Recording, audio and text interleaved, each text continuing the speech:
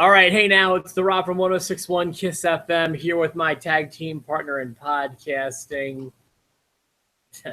Look at you. Good morning, Ramblin' Jerry Ver. I guess it's not really morning. It's actually afternoon right now, isn't it? Oh, my day's been crazy. Remember last week when you were all over the place? You were at the beach, and before that you had a broadcast. That was me today. I was just all over the place. Yeah, well, I appreciate you making time to chat about wrestling with us for a little bit because we always appreciate your opinions and your feedback. And better late than never, as we always say here at Post to Post. Absolutely. The only disclaimer I'll say is that I have a sick girl upstairs, so if she yells for me, I'm going to have to run and just see and make sure she's not barfing all over everything. Wife or daughter? Daughter. I would Kelly could barf. I'd be like, I'll get there in a minute. You can clean it up yourself. No, I'm on top of the ladder and just barf. So yeah, Allie's been sick all weekend, just barf bug, and we have found a way to deter it. Kelly found this home remedy of grape juice. You just drink grape juice, and I was like, I can do this. Is a home remedy I can do. That's like saying, oh, I heard you're down with cancer. How about you have some peanut butter meltaways? Right? Yeah, grape juice is delicious anyway. So you're telling me if I have to barf, drink grape juice? If someone in your house barfs, start drinking grape juice, and they say you won't get it. Even after you've been exposed to it, you won't get it. And so far, it's true, I guess. I don't know if I want to credit the grape juice with this, but I haven't gotten sick. Kelly hasn't gotten sick, and Evan hasn't gotten sick. And it's been 3 days. Well, that's beautiful. I'm happy to hear that. You want to chat about wrestling? You watch Raw last night? Let's do it. Watched Raw last night. How do you want to start? I took some notes. There's not a whole lot. It felt like a long show again. There was my notes are on my phone, by the way. If you see my eyes drifting, that's why, because we're in different locations than we normally are today. It was odd to me that we've been working so hard to establish Braun Strowman, and then they did all that stuff to crap all over him. And then it seems like we're trying hard to reestablish Braun Strowman as a top monster heel. And his match tonight, the last match before a big pay-per-view, which should be one of Braun's bigger shows, is against Kalisto. Yeah, and I get why they did it. They wanted it to be the dumpster match or whatever. Yeah, and that had its appeal, I suppose. It kind of did. I just kept thinking, it's not going to be as good as Cactus Jack and Chainsaw Charlie versus the New Age Outlaws. That was a dumpster match, man. Well, you know what's amazing is, boy, it really shows you, because I was going to save this for later, I guess, but it's probably smart that they weren't showing a lot of highlight footage from previous dumpster matches, because, boy, did that fall look so chintzy compared to the real falls from 1998. Especially since you know that Kalisto goes into it, and I bet they had safety harnesses in there. They had padding in there. At one point, Braun Strowman opens up the lid, I assume to make sure he's strapped in, shuts it, closes it up, locks it, and then ka-dink, and that's it. But, dude, I'm going to do you even one better. I'm assuming everything you're saying is probably right, but even if it's not, who cares? It was a 2-foot drop. Yeah, it didn't even flip or roll. It just went enough to go bonk. When the New Age Outlaws did it to Cactus Jack and Chainsaw Charlie, it was really memorable. You were even wondering if that was real or what. How could they have faked that? Everyone was talking about that the next day. This was just oh boy, that was really, really weak. Right. Yeah, I thought the match itself, and I like gimmick matches like that. I thought it was pretty weak. I actually predicted in my head that Braun Strowman was going to lose somehow based on a dumb way. And that's what happened. He just, and he was standing in it. So he technically loses, and then he murders Kalisto. But why have him lose going into a pay-per-view with Roman Reigns? I don't know. It doesn't, I don't think it matters. Winning that match doesn't matter. But I just kept thinking, so why didn't you do this picking him up and slamming him, which looked good, the picking him up by the throat and then slamming him back down. why didn't you do that to start the match? Like, well, why were you crapping around? Like, now you're mad? Like, Yeah, I can't answer that. Some of the booking with Braun has been really illogical. I don't know what to say about some of it. Kalisto had a whole new get up too when it comes to ring entrance. Like his music was all EDM now, like lucha EDM. yeah. And his outfit glowed in the dark or glowed in the dark or however you say that properly. So he's feeling the glow.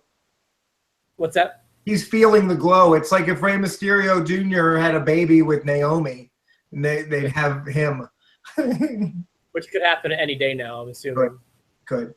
I thought that the match could have been worse. You said it wasn't that great, and it wasn't great, but it was fine. I was just a little confused by the booking, and I really feel like if this were my show, I wouldn't have even done the dumpster toss at the end. It was so forgettable. It came off so weak. And maybe if this one would have come first, but after we've seen so many better dumpster bumps, it was really embarrassing. If I had to pick a word, I'd just say it was embarrassing. Well, and it's definitely a step down in the evolution of Braun Strowman. Braun Strowman, he goes 1 week, he's flipping an ambulance. The next, he's pushing a dumpster down a flight of steps. Like, it's just, I get it, and I like that he's this monster and he's unpredictable and he's sending people to the hospital and he's ending careers and he's keeping people off the TV. I get that part of the story, but I just think in their head it happened differently than it did on television. I think that it just didn't go. I hope they're not building him up just to have him beat by Roman Reigns again. Well, our predictions episode comes up on Thursday, but I don't know that it's looking good for Braun. I don't know. I have to sit down and think about this. It does feel stupid, but there's got to be big things for Reigns around the corner too. Well, I've made up my mind, and we'll get into it in more depth on the prediction show. But I'm prepared to lock in. I'm prepared to lock in on every Roman Reigns match for the next calendar year. And I guarantee at the end of the calendar year, I'll have more wins than losses. I'm locking in on him.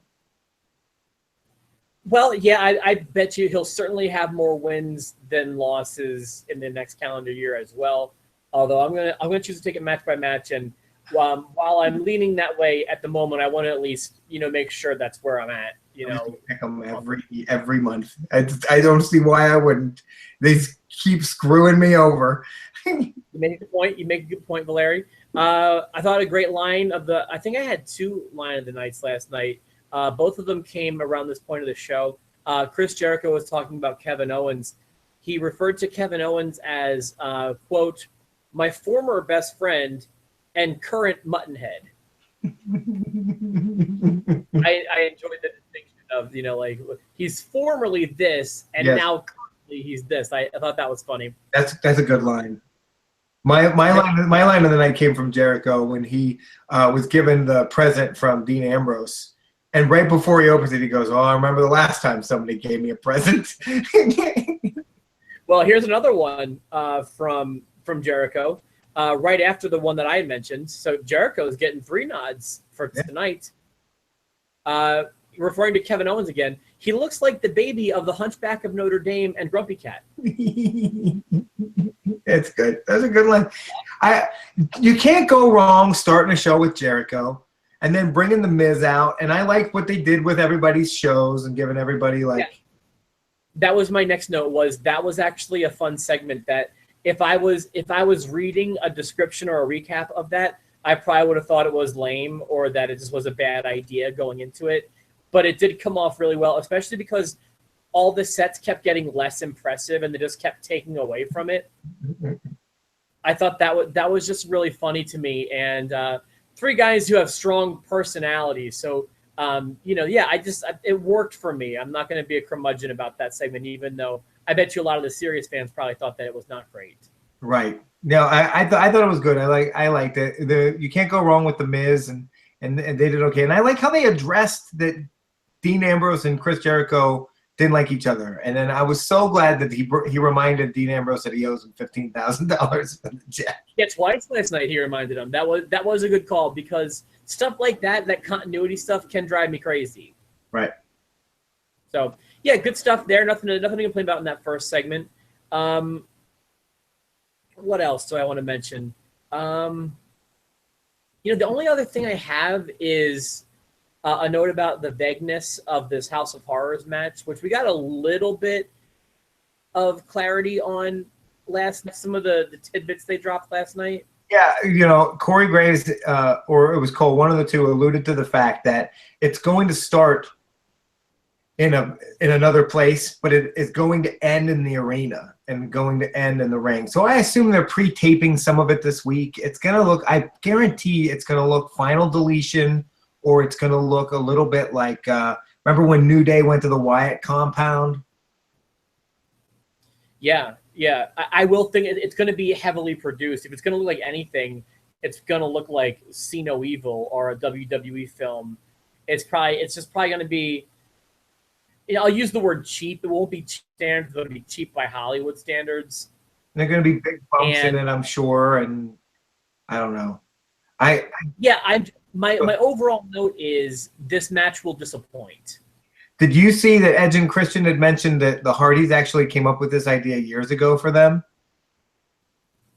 No, expand, please. I read it was Edge was talking about it and said that when they were having their programs, the Hardys and Michael P.S. Hayes actually came up with it. Michael Hayes came up with it and wanted to have them do a funhouse match.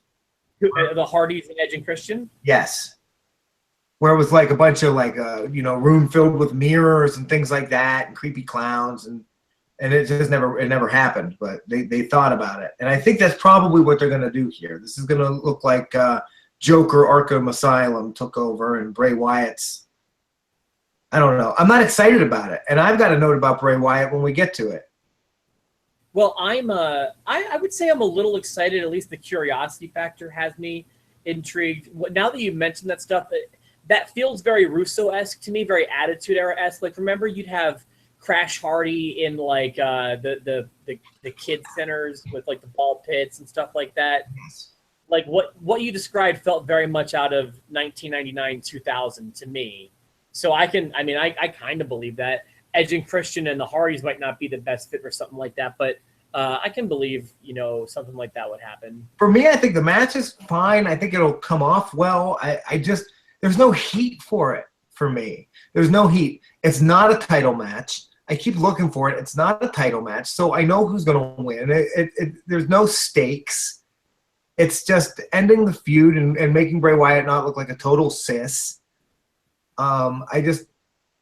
I'm so over Randy Orton. I'm more over Randy Orton as champion than I would be if Roman Reigns was champion. Oh, really? That's a heavy statement. Because it's just boring. He makes me feel nothing. Like, I'm emotionless with Randy Orton. I'm just like, that is a bad. That's probably the worst reaction you can have is no reaction at all. I don't want to boo. Like, when Roman comes out, I'm like, oh, and I want to see him get punched. And I know that I'm a mark in that respect.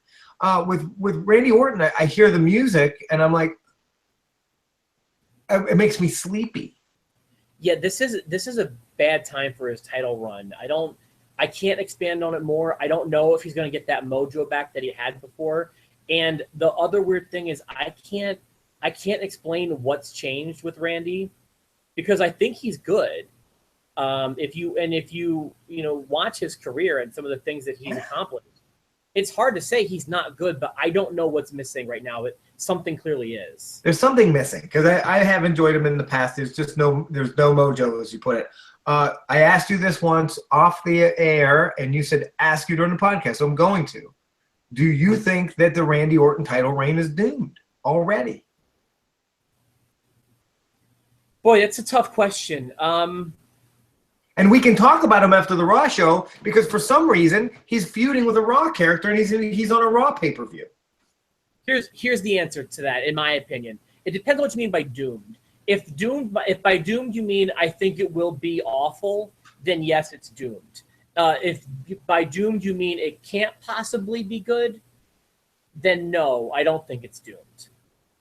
I guess when I say doomed, I mean there's no fixing it at this point. They need to cut bait and come back to him at another time. You could, with great writing, great wrestling, great characters, you could make this good. It's off to a bad start, but the title reign's been less than a month. You Right. know, I mean, maybe a phenomenal feud with AJ Styles, or you know, maybe if this Bray Wyatt thing catches on fire. You know, like there's things you can do. So is it doomed? I guess the best answer isn't yes or no, but I would just say likely. They just shoved him down our throats right away. I feel like the Rumble, and then he wins.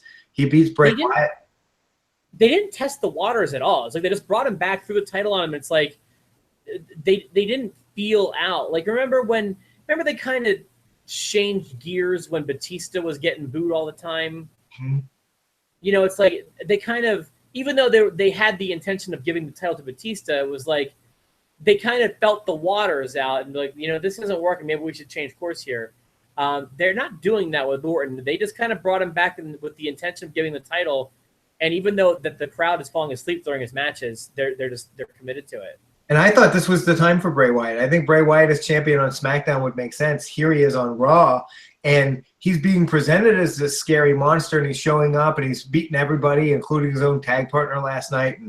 And I'm just like, you aren't half the monster Braun Strowman is. You're on the wrong show. You can't be a monster now. They have one here, and it's not you. Yeah. Well, that's what I have from Raw last night. You sounds like you still have a few things to mention. No, that was really. I think that was pretty much it.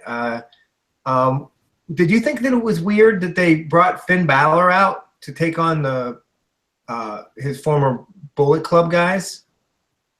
Well, you know what, Jared? I feel like, and this is a good transition because I almost feel like Finn Balor is doomed, and it's a shame because I know he's already over, and I know he's recovering. Well, he's recovering from his big surgery, which was, I believe, his shoulder, and now he's on the road to recovery again from a concussion, which he's back from. But like, I almost just wonder if he's gonna make it. You know what I mean by that? Yeah. Yeah, I do. I do. I don't know if he's not in a real feud. It's almost like he's waiting for Bray Wyatt to be done with Randy Orton. And I have to be honest, when he debuted, when he came out in the summertime, I was real excited to see him. He captured me. I was the monster stuff, even though, you know, we didn't like the timing of that. It all worked for me. And going into that Rollins feud at SummerSlam, I was on board. I got to be honest with you. I hate saying this because I know a lot of our viewers love Balor. He doesn't move the needle for me at this moment. I can get that. For me, I was like, when he came out, I was like, okay, that's cool. But it's just boy band Balor. Like, I want to see the Demon at some point, and we're not going to see the Demon until he gets a pay-per-view. Yeah, I like him when he's in the ring. I love the coup de grace. I know he's a great worker. I'm just worried that, I don't want to say, first of all, dangerous isn't the word to describe, but maybe injury prone. There's something strange going on where, you know, he spent a lot of time in NXT, unless I wasn't aware something was fine there. Every match he's getting injured here on the main roster. Something's wrong. Yeah, I get that. I don't know what it is. I wonder sometimes if I'm broken as a wrestling fan at this point, because he should be moving the needle for me and he's not. Randy Orton, I feel nothing. Seth Rollins, I'm like, I loved you as a heel, and I don't really care when you come on my TV now. You're exactly right about that, and he's not totally over as a babyface, and he's not natural as a babyface, and I don't know why he's not a heel, but he isn't, and that's annoying too. You're absolutely right. These are all easy fixes. What's funny to me is that you have Anderson and Gallows. They come out. You have Samoa Joe come out. You have Enzo and Cass come out, and you have Seth Rollins come out. And before you see Finn Balor, the biggest pop out of all of those people was Enzo. And then he ends up not even being in the match. But Enzo gets the biggest crowd reaction, second to Finn Balor, because he is over, whether we like it or not. He's over. Seth Rollins used to get that pop. When his music hit, the place would boo or they would cheer, but they were loud. and then he Yeah. come out all cocky, and he was the best slime ball. And now I'm just like, I don't care about you. I agree. Everything you just said, I agree with. And yeah, I'll be honest. I was zoned out by the main event time. But do you feel like there's some? When I saw Joe with the club, it kind of got my gears turning. I wouldn't mind seeing him part of the club. That'd be good. But we keep saying the club. The club isn't even a thing right now. It's just Gallows and Anderson. But It know is that the thing. But Balor has those shirts that say Balor Club. Like, I've been waiting for it. Yeah. So that's weird. SmackDown is tonight. Oh man, I meant to mention this too. They're advertising a Beat the Clock tournament for SmackDown. I hate these. What is that? Pin someone as fast as you can? Yeah. So basically, what happens is you have to beat your opponent, and you have to beat them faster than the other people in the tournament. Oh God, it just makes everybody look weak. Well, first of all, it gives you. We've talked about this before. I think it was with Eric when we did this, but it makes it tells you the result of the match before it happens, which is annoying. So, like, I don't know who the 6 people are that are in it. I think it's 6 people, but let's just say Mojo's one of them, and Mojo's taking on Heath Slater. And Mojo, because Mojo's one of the guys, Mojo's going to win. It's just a matter of how fast. So there's that frustration. And then it's like it's always the same story every time. It's always comes down to that last match, and it's a number that's always like slightly beatable but will be tough. And then it's like they get it right down to the wire, and it's not fun because it's coming. It's too predictable, too scripted. Yeah, and it's just not fun, and like I don't know, they have no heat in the matches, and it makes half the guys that aren't in the tournament feel just like props. I don't know. I'm not a fan of these, but I mean, obviously I'll watch SmackDown. And I saw SmackDown's also going to have another Shinsuke Nakamura is going to come out and not wrestle at all. What's he doing? What did they say again? They said he's just going to come. He's making another appearance, and we're going to learn more about Shinsuke Nakamura.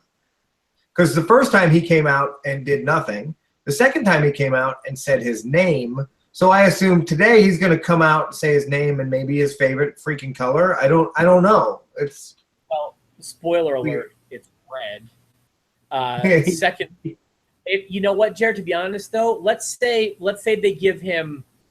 Let's say instead of cutting a promo or saying his favorite color, imagine if it's a sit down in the same vein as Jim Ross and Mankind back in the 90s. That'd be great, but it's not going to be that. I hope you're right. Well, but something that exposes us to who he is. Like, I could get behind that, and then you build anticipation for that first match, which would be on a pay-per-view, and that could be productive. Who's it going to be against? Ziggler? That's my guess right now. I guess. As long as he gets the win. So we can meet again on Thursday if you want to. We can chat about SmackDown and lay down our predictions if that works for you. Works for me, and it should be normal time and in our studios. Oh, you know what? Now I think about it, I may be a smidge late to this one because we're going to be on location Thursday. But we are so busy. It's okay. We're so busy. I understand. Or you know what? I mean, I can try to watch it tonight, and we can do it tomorrow too. We can do whatever. Oh, you're busy tonight, aren't you? Yeah, I am. I've got an event I've got to do. But I'll make a point to either see it tonight or tomorrow, and then we'll just do it Thursday. If we have to do it later, we do it later. It's okay. Yeah, okay. Well, we'll figure it out. And, of course, we'll bring you those predictions and the SmackDown recap likely on Thursday. So from myself, the Rob, and my very best friend, Mr. Jerry Valeri, we are signing off. Thank you for watching. We will see you later on this week with our Payback predictions next. I'm going to win because I'm locking it on Reigns. You're going to win because it's a B show.